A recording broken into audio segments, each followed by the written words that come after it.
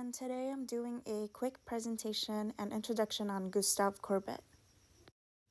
Gustave Courbet was a French realist painter born on June 10, 1819 in Ornans, France.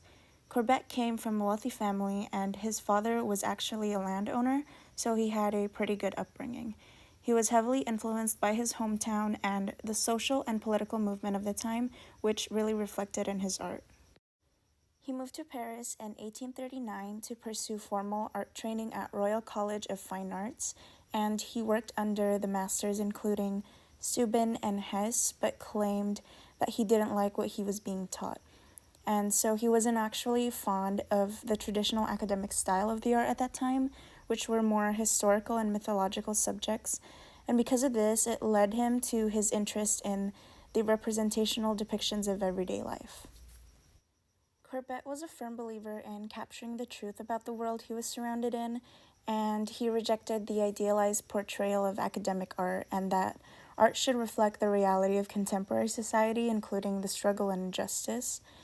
And this philosophy of his led him to become one of the pioneers of realism, the movement that depicted the truth of daily living and capturing ordinary people. His paintings showcased the details of everyday life in France, and it was considered controversial, and many people frowned upon his work because it didn't conform to the bourgeois expectations. Here are one of his most popular works. This is The Stonebreakers, and it was made in 1849 and is about 5 by 8 feet tall, and it represents two ordinary peasant workers as he had seen them in their monumental form. And Courbet painted these without any apparent sentiment. Instead, he kind of just let the image of the two men, where one who looks too young and the other one looks too old for hard labor, to express the feelings of hardship and exhaustion. Courbet painted these people with a dignity of their own.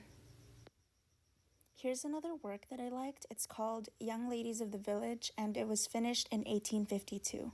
And it's about 6 by 9 feet tall, and this painting shows Courbet's three sisters strolling in the communal, a small valley near his native village of Ornans, and you can see one of the girls offering alms to a young cowherd.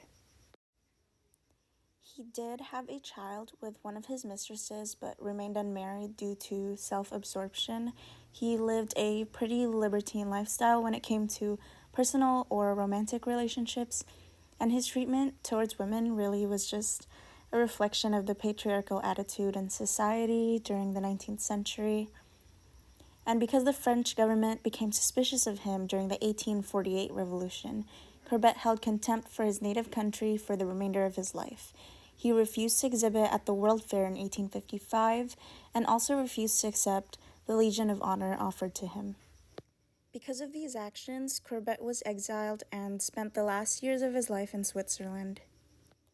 Towards the end of the 1860s, Courbet painted a series of increasingly erotic works, The Origin of the World, in 1866 that depicts a female genitalia, and The Sleepers, which is also from 1866, that shows two women in bed. While banned from public displays, these works only served to increase his horrible reputation at that time, until April 14th, 1870, Courbet established a Federation of Artists for the free and uncensored expansion of art. On December 31st, 1877, Courbet died at 58 in La Tour de Pise, Switzerland, due to a liver disease aggravated by heavy drinking.